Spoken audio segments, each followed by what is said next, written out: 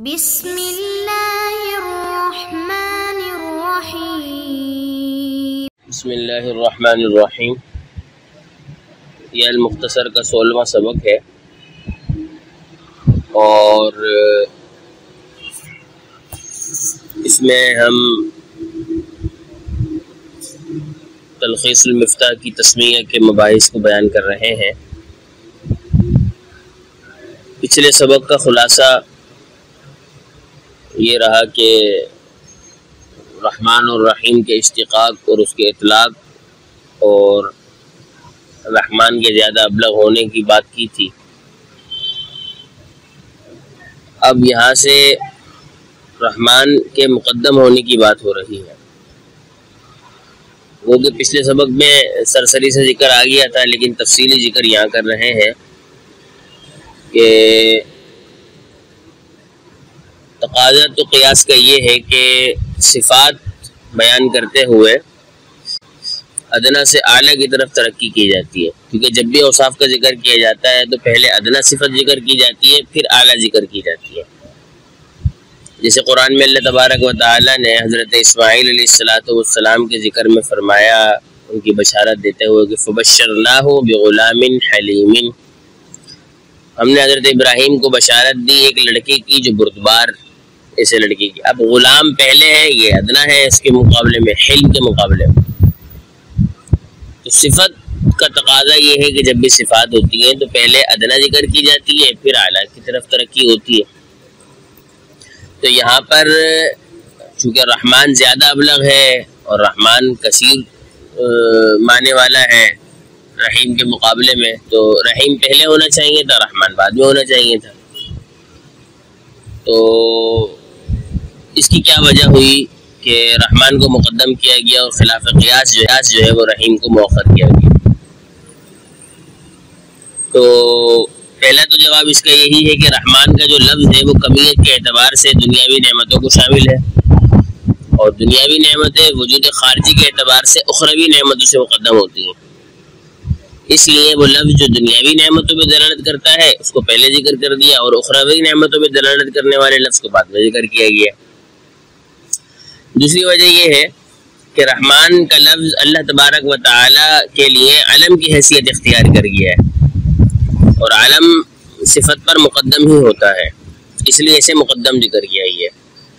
علم صفت پہ مقدم ہونے کی مثال جیسے قرآن میں اللہ نے فرمایا الحمدللہ رب العالمین۔ اب اللہ تبارک و تعالی کا جو اللہ ہے وہ علم ذاتی ہے، اس کو پہلے مقدم کیا گیا اور بعد میں صفت بیان کی گئی رب العالمین الرحمن الرحیم۔ تو یہاں پر بھی اسی طرح کیا گیا، کیونکہ رحمان عالم کی صفت اختیار کر گیا ہے، عالم کی حیثیت سے جانا جاتا ہے، اس لیے اس کو صفت پر مقدم کیا۔ اب رہی یہ بات کہ یہ عالم کی حیثیت سے کیسے اختیار کر گیا، تو اس کی توضیح یہ ہے، یہ جو لفظ رحمان ہے یہ لفظ صرف ذات باری تعالیٰ کی ہی لیے استعمال ہوتا ہے، اس کے علاوہ کسی کی صفت نہیں بنتا، کیونکہ اس لفظ رحمان کا معنی ہے منعم حقیقی، اور منعم حقیقی رحمت کو اس کے کمال تک پہنچانے والا ہوتا ہے۔ تو اس معنی کے اعتبار سے اس کا اطلاق فقط اور فقط اللہ تبارک و تعالیٰ کی ذات پر ہی ممکن ہے، اس کے علاوہ اللہ تبارک و تعالیٰ کی غیر کے لیے اس کا استعمال اور اطلاق نہیں کیا جا سکتا۔ کیونکہ اس کی ذات کے علاوہ جو بھی انعام کرنے والا ہوگا وہ اپنے انعام سے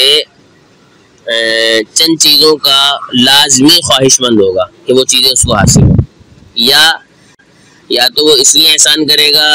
اس لیے فضل کرے گا، اس لیے مہربانی کرے گا کہ اس کو انعام اور لطف کا عوض طلب کرنا ہوگا کہ اس کا شکر کیا جائے، یا اس کی جو ہے وہ آہو بھگت کی جائے، یہ ہوگا معنی، یہ ہوتا ہے اگر کوئی اور ہوگا۔ یا پھر دوسرا غرض یہ ہوگی کسی اور کی کہ زیادہ ثواب کے حصول کا طلب ہوگا، یا حسن تعریف کا ہوگا، یا کم از کم نہیں تو انسانی ایک جنس ہوتی ہے، غریب کو دیکھ کے، پریشان حال کو دیکھ کے دل پڑتا ہے، تو اس کے عوض رقت جنسیہ کو ظاہر کرنے کے لیے کوئی بندہ احسان کر دیتا ہے، یا کوئی بندہ اور بڑے کسی مرتبے پر ہوگا تو دل سے حب جا اور حب مال نکالنے کے لیے جو ہے وہ کوئی نہ کوئی انعام و اکرام کرے گا۔ تو پھر نعمتیں جب بھی وہ عطا کرے گا تو وہ واسطے کی حیثیت رکھتا ہے، کیونکہ بذات خود نعمتیں اور ان نعمتوں کا وجود اور ان کو مرحوم یعنی جس پر نعمتیں ہو رہی ہیں یہ بندہ کر رہا ہے، اللہ کے علاوہ کوئی اور جو بھی کر رہا ہے، تو ان نعمتوں کو مرحوم تک پہنچانے کی قدرت اور وہ جذبہ جو یہ نعمتیں کرنے پر ابھارتا ہے، اور ان نعمتوں سے نفع یاب ہونے کی قوت اور وہ قوتیں جن کے ساتھ وہ نفع ہو سکتا ہے اور نفع اٹھایا جا سکتا ہے، اور ان کے علاوہ جتنی بھی چیزیں ہیں اللہ تبارک و تعالیٰ کے علاوہ وہ ساری کی ساری اللہ ہی کی تخلیق سے ہیں، اور ان پر اس کے علاوہ کوئی اور قادر نہیں ہو سکتا۔ اس لیے رحمان کا مطلب منعم حقیقی ہے، اور منعم حقیقی صرف اللہ تبارک و تعالیٰ کی ذات ہے، اس لیے جو ہے وہ یہ عالم کی حیثیت اختیار کر گیا ہے دیگر صفاتی ناموں پر، لہٰذا اس کو مقدم کیا گیا اور دوسروں کو یعنی رحیم کو مؤخر کیا گیا۔ تیسری وجہ یہ کہ یہ تتمہ اور ردیف کی حیثیت رکھتا ہے، یعنی رحمان کا لفظ جو ہے وہ کیفیت کے اعتبار سے عظیم الشان نعمتوں اور ان کے اصولوں پر دلالت کرتا ہے کہ بڑی بڑی نعمتیں رحمان کے حصے میں آئی ہیں۔ رحمان کا لفظ بڑی بڑی نعمتیں، عظیم الشان نعمتیں، کثیر نعمتیں دینے والا، تو اس سے یہ وہم پیدا ہوا کہ جی چھوٹی نعمتیں جو ہیں ہو سکتا ہے وہ عطا نہ کرتا ہو، رحمان سے یہ وہم پیدا ہو رہا، اس لیے اس کے فوراً بعد الرحیم کا لفظ ذکر کر دیا گیا، رحمان کو مقدم کر کے رحیم مؤخر کر دیا گیا تاکہ وہ ان چھوٹی چھوٹی تمام نعمتوں کو بھی شامل ہو جائے جو رحمان کی صفت سے بظاہر خارج نظر آ رہی تھی، تو لہذا رحیم کا لفظ جو ہے وہ تتمہ اور ردیف کی طرح ہو گیا۔ اور اسی مقام پر امام راضی رحمہ اللہ نے اپنی تفسیر کبیر میں جب رحمان اور رحیم کے مقدم کرنے کی توضیحات بیان کری ہیں تو وہاں پر انہوں نے ایک بات کی ہے، انہوں نے یہ کہا ہے کہ اس لیے بھی مقدم کیا ہے کہ جو دیگر لوگ ہوتے ہیں جب وہ چیزیں بڑے بڑے بادشاہ اور بڑے بڑے عمرا جب چیزیں دیتے ہیں تو ان سے کوئی چھوٹی اگر نعمت کا سوال کر لے یا چھوٹی چیز کا سوال کر لے تو وہ غصہ ہو جاتے ہیں، ناخوش ہو جاتے ہیں اس بات سے کہ ہم اتنے بڑے ہیں اور ہم سے جو ہے وہ کوئی چھوٹی چیز کا تقاضا کر رہا ہے۔ مثال کے طور پہ پاکستان کے صدر کے پاس کوئی جائے اور کہے کہ جی مجھے گھر میں پانی نہیں آ رہا، مجھے پانی کی ایک لائن درکار ہے، تو ظاہر سی بات ہے کہ یہ ہماری دنیا میں رسم و رواج کے لحاظ سے غلط بات ہے۔ امام راضی رحمہ اللہ نے وہاں لکھا ہے کہ یہاں پر یہ وہم پیدا ہو سکتا تھا، اس لیے وہم کو ختم کرنے کے لیے رحیم کا لفظ بعد میں ذکر کیا گیا کہ نہیں، بڑی تو نعمتیں رہیں سو رہیں، وہ تو دیتا ہی اللہ ہے، منعم حقیقی ہی وہی ہے، لیکن چھوٹی چھوٹی نعمتیں بھی ہوں گی تو وہ بھی اللہ تبارک و تعالی ہی عطا فرمائے گا، تو گویا تتمہ اور ردیف کے طور پہ رحیم کو مؤخر کیا گیا اور رحمان کو مقدم کیا گیا۔ اور تیسری اور چوتھی وجہ جو ہے وہ یہی ہے کہ چونکہ کلام اللہ میں رحمان اور رحیم میں رحمان مقدم ہے، رحیم مؤخر ہے، اور وہاں پر مؤخر اس لیے کیا گیا تاکہ اگلی آیات جو ہے عالمین اور رحیم دین اس کے ردیف کے مطابق ہو جائے، تو اسی لیے جو ہے وہ بسم اللہ الرحمن الرحیم میں بھی رحیم کو مؤخر کیا گیا۔ تو خلاصہ کلام یہ نکلا کہ رحمان کا لفظ چونکہ کمیت کے اعتبار سے دنیا کی رحمت کو شامل ہے اور دنیا کی رحمت وجود خارجی کے اعتبار سے مقدم ہوتی ہے، تو اس پر دلالت کرنے کے لیے رحمان کو مقدم ذکر کیا۔ دوسری وجہ ہے کہ رحمان کا معنی منعم حقیقی ہے،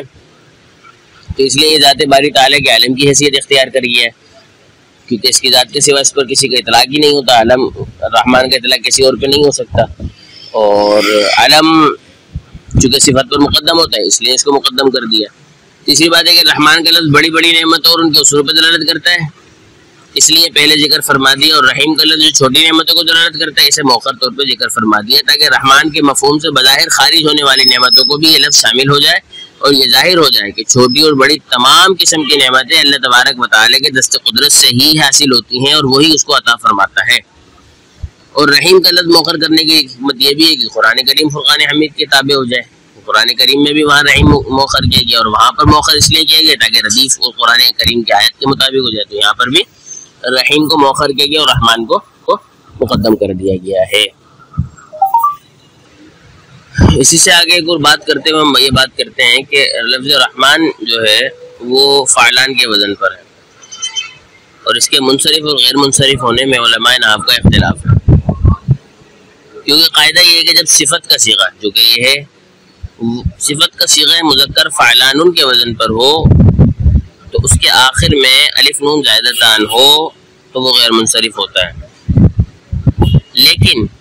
اس کے غیر منصرف ہونے کی شرط میں نحویوں کا آپس میں اختلاف ہے۔ بعض علماء نحو کہتے ہیں کہ اس یعنی فعلان کے وزن پر آنے والے مذکر صفت کے صیغے کے لیے ضروری ہے کہ اس کی مؤنث فعلا کے وزن پر آئے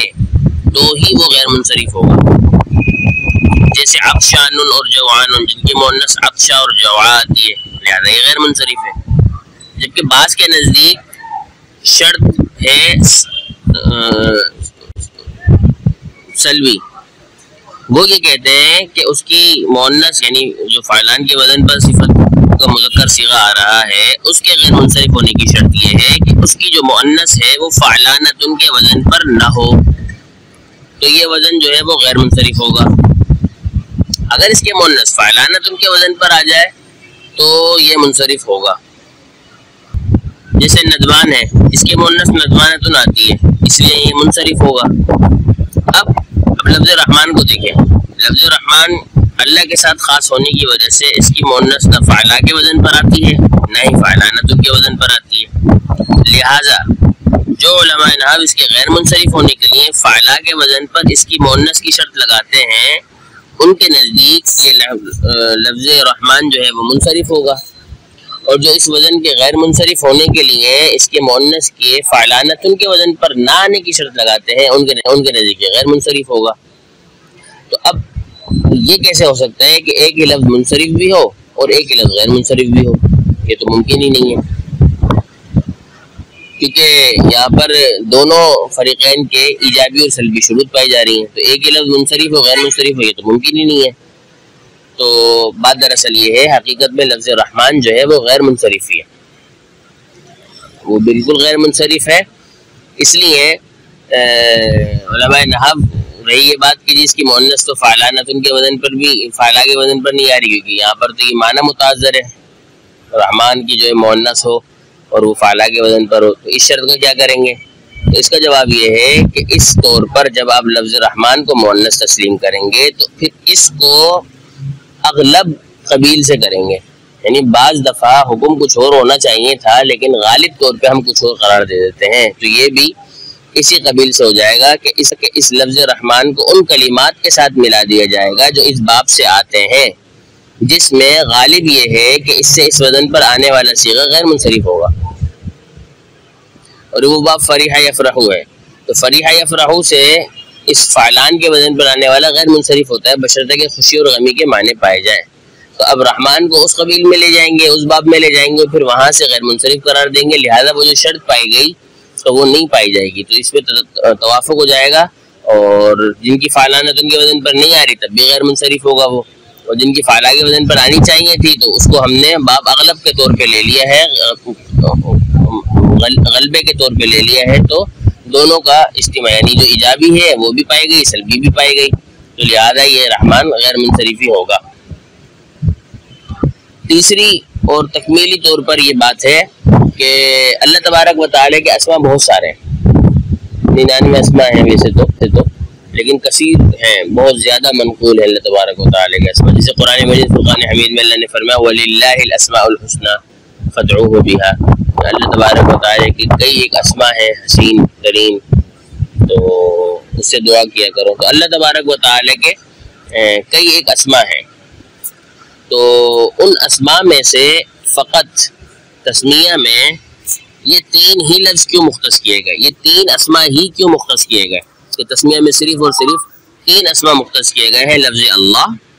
لفظ رحمان، لفظ رحیم. اس کی کیا وجہ، اس کی کو خاص کرنے کی کیا وجہ؟ تو علماء نے اس کے کئی ایک جوابات دیے،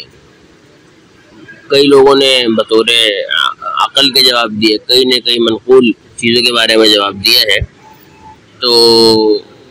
ان کے خصوص کی وجہ یہ ہے، تو اس کی توجہ یہ ہے کہ یہ 3 اسماء ملا کر کل اسماء کا لب لباب ہے. اس لیے کہ لفظ اللہ تو عالم ذاتی ہے، اس کی تفصیل آگے بھی آ رہی ہے، اور گویا کہ یہ تمام اسماء کا جامع ہے، تو اس لیے اس کو لے لیا. اور اس کے بعد رحمان وہ بھی گویا کہ عالم ذاتی ہی کی طرح ہو گیا ہے، جیسے کہ اس کی تفصیل پیچھے گزری ہے. چونکہ وہ عالم ذاتی کی طرح ہو گیا ہے تو لہٰذا جو اسماء میں سے 2 عالم ذاتی تھے، ایک عالم ذاتی اور دوسرا غالب طور پہ عالم ذاتی ہو گیا، تو ان دونوں کو لے لیا ہے. اور تیسرا رحیم کو بھی چونکہ وہ رحمان کی تتمہ اور ردیف کے طور پر تھا تو اس کو لے لیا ہے. تو اس کی توضیح یہ ہے کہ یہ تینوں جو اسماء ہیں تمام اسماء الہیہ کے جامع ہیں. اب وہ جامع کس طرح ہیں؟ تو اللہ تبارک و تعالیٰ تو ویسے ہی جامع ہے، اور اس کی تفصیل انشاءاللہ العزیز ہم جب آگے سعد الدین تفتزانی رحمہ اللہ لفظ اللہ پر بات کریں گے تو ہم وہاں کر دیں گے۔ رحمان اور رحیم کیسے ہے؟ تو اس کی رحمت عام ہے، اور قرآن نے بھی فرمایا کتب ربکم علی نفسہ الرحمہ، اور امام راضی رحمہ اللہ نے لکھا ہے کہ صرف رحمت کا ہی تعلق ہے، اس لیے کہ اگر کوئی پریشانی کسی کو پہنچ رہی ہے تو وہ بھی گویا رحمت ہی کا ایک تقاضا ہے، وہ رحمت ہی کا ایک معاملہ ہے۔ رہی بات کفر کی، تو کفر کو بھی یہاں رحمت دی جاتی ہے، دنیا میں رحمت دی جاتی ہے، اور وہ کہ اس کے عذابات کو جو ہے وہ آخرت کے لیے ڈال دیا جاتا ہے۔ لیکن تو چونکہ یہ تینوں اسماء تمام اسماء الہیہ کے جامع ہیں،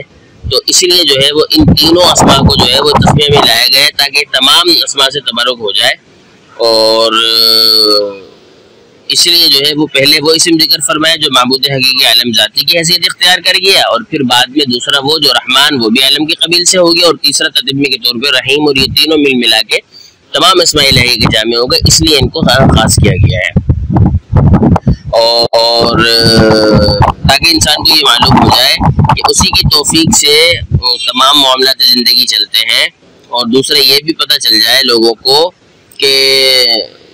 جو اللہ تبارک و تعالیٰ کے ساتھ انسانوں کا تعلق ہے اس کا دار و مدار خوف و ہراس اور رعب و دبدبے پر نہیں ہے، بلکہ رحمت و محبت پر ہے، کیونکہ یہی وہ چیز ہے جس سے انسان اپنی خفیہ صلاحیتیں بیدار کر سکتا ہے، اور ماسو اللہ سے قطع تعلق ہو کر اس کی طرف اپنے دل و دماغ کے ساتھ میلان اور متوجہ ہو کے ظاہر و باطن کو اور قلب و زبان کو ذکر کے مشغول کر سکتا ہے، اور اسی سے ہر قسم کی استعانت اور برکت اس طرح حاصل کر سکتا ہے۔ تو اس لیے جو ہے وہ ان اسماء کو تسمیہ میں رکھ کر گویا کہ تمام اسماء حسنہ کی جامعیت کو ملحوظ کیا گیا، اور پھر تسمیہ میں یہ تینوں نام رکھے گئے ہیں۔ اس کی مزید تفصیل اور احادیث کے تناظر میں مزید باتیں جو ہے وہ انشاءاللہ العزیز ہم اگلے سبق میں کریں گے۔ اللہ تبارک و تعالی تسمیہ کے خواص اور تسمیہ کے لطائف و برکات سے ہم سب کو مستفید فرمائے، وما توفیق الا باللہ۔